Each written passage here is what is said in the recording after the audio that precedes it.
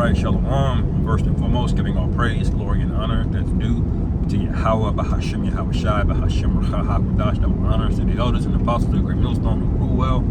Peace and blessings to the 144,000 and the hopeful elect, shalom, barakathum. I want to speak a little bit on the matter of these women that are out of order, as usual. But I want to talk about the spirit behind it, the enabling of said women, because, you know, contrary to popular belief, women are held accountable. They're responsible for what they do, but everything a woman does is some wicked man behind it or enabling it. Women don't really have the ability to do things, to be all out in the forefront. If you're complaining about feminism, well, there are men responsible for why they're out of order doing that, you know? That's how you have to see things and look at things. So, you know, the other day, I believe it was the Genesis, I don't know if it was on their channel or a different channel, but it was involving women of that organization, all right, that are getting on these live streams teaching, man, you know, and you got, it begs the question, man, because me personally, I believe that you come in the same spirit of Esau, which when Esau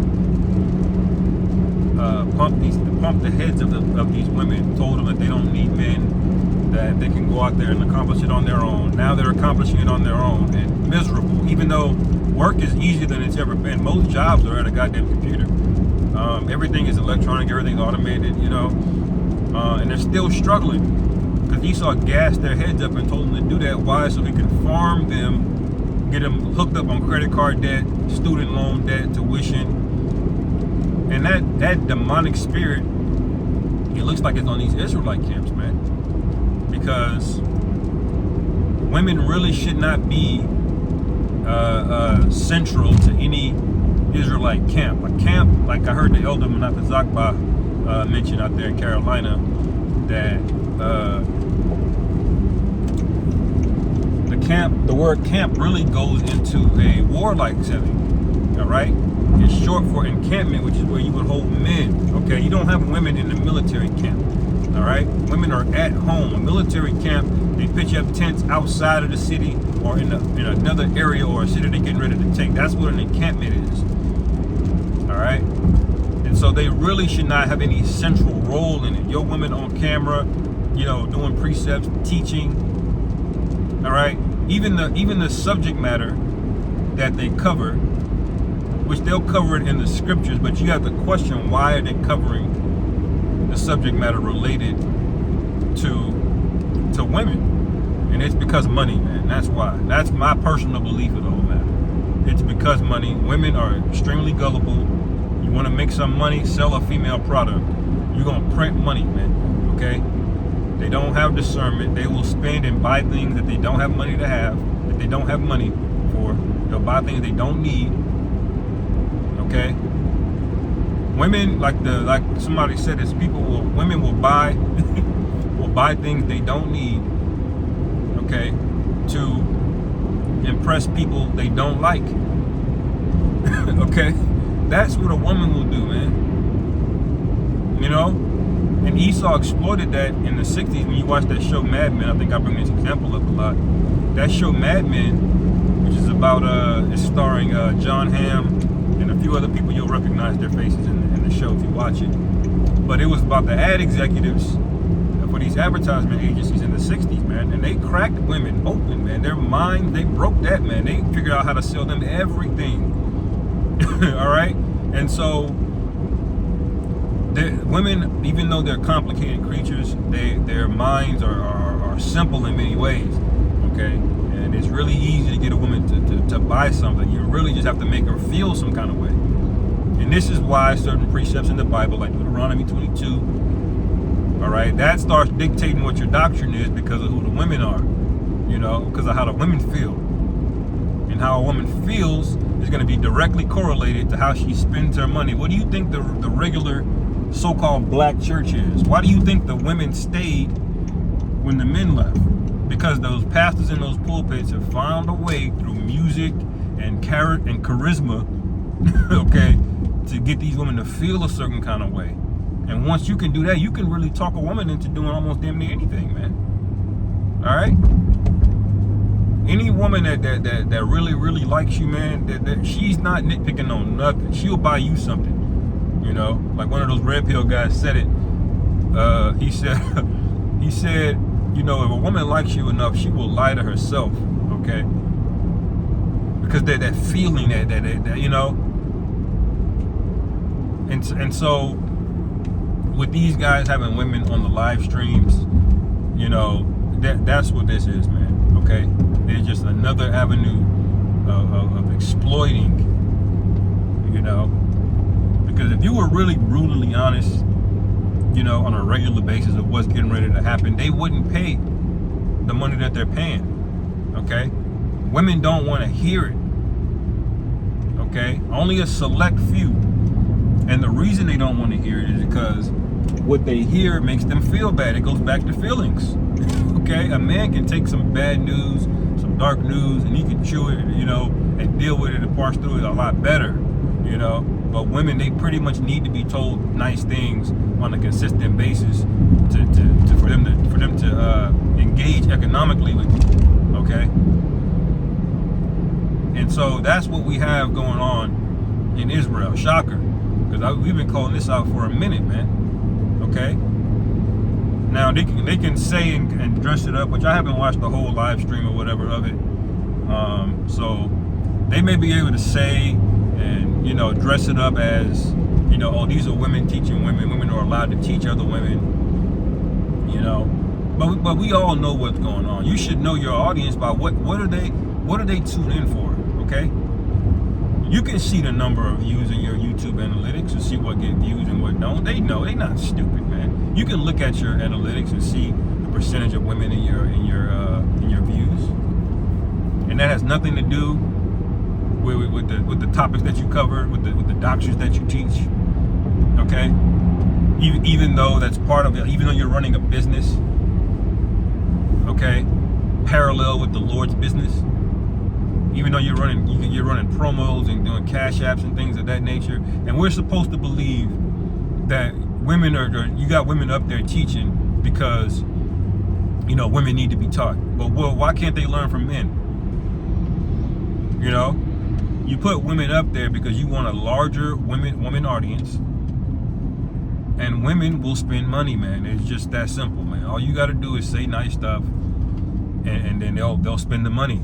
Why do you think these churches get away with going over the same 10 precepts? It'll literally be a woman in church 30, 40, 50 years, man, still there with the tambourine, shouting. Don't know more than 10, 15 precepts. Because those precepts that they go into, it makes them feel good about themselves, and the pastor and the preacher in the pulpit, so-called preacher, all right? Because they really don't prophesy, go into prophecy. They're more charlatans than anything.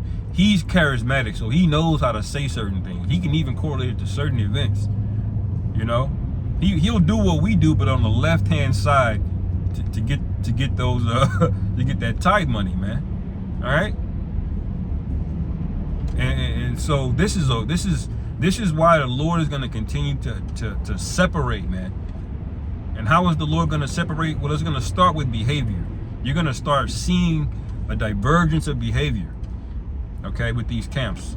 Okay, it started with a divergence of doctrine. You know, you had all of the splits back in One West and all of that. All right, but now you're seeing a divergence in behavior now. Okay, men are starting to make their own things up. Nate is just winging the breakdowns every week, man. Okay, they're out there, you know, which I don't have any proof about, you know, Johanna calling Nate, he's a bundle of sticks now, apparently. You know, like, what are you doing? All right,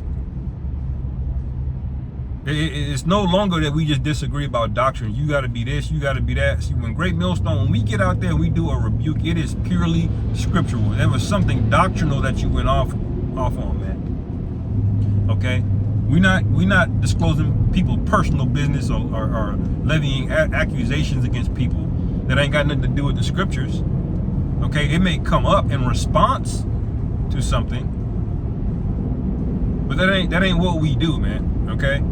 So this behavior is getting weirder and weirder. You got these camps splitting up. You know, Sakari or Genesis, that's the split off of a split off, man. You know? And the behavior is getting more rowdy and rambunctious and off the rails, man. And eventually the Lord gonna get sick of you niggas, man, and everybody attached with it. Okay? Look, man, you better pray and hope the Lord is dealing with you. You know? Because ultimately the Lord is not playing around. The Israelite is not a movement, okay? Only, I should say.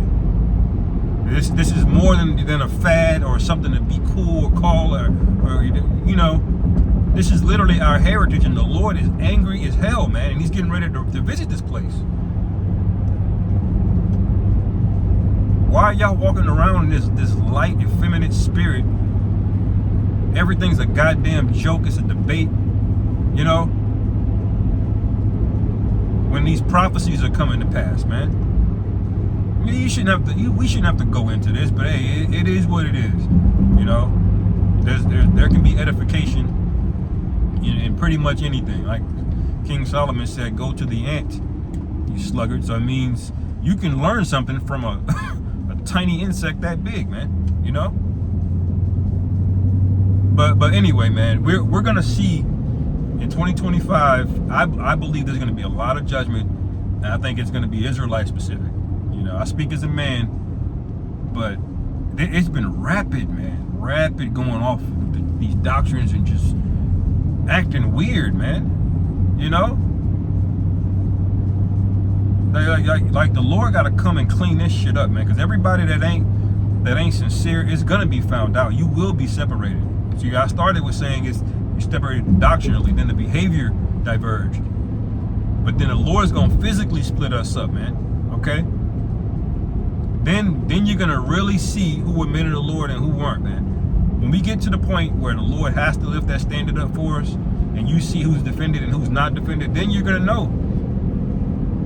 Okay? Then you're gonna know who the Lord was really with, who's in the true spirit of the Most High, man. Okay? Was this some high-minded Pharisee in a cushy in a cushy office, or was he more dealing with John the Baptist, who was out in the wilderness preaching, man? You know, living on wild honey and locusts. See, the Lord don't give a damn about appeasing people and making people feel good, or having you looking, you know, clean, dripped, you know. The Lord don't give a damn about none of that, man. He's coming back with vengeance, man, and you better move accordingly. Anyway, you didn't get there, man. Lord willing, this is edifying. On to the next. Shalom.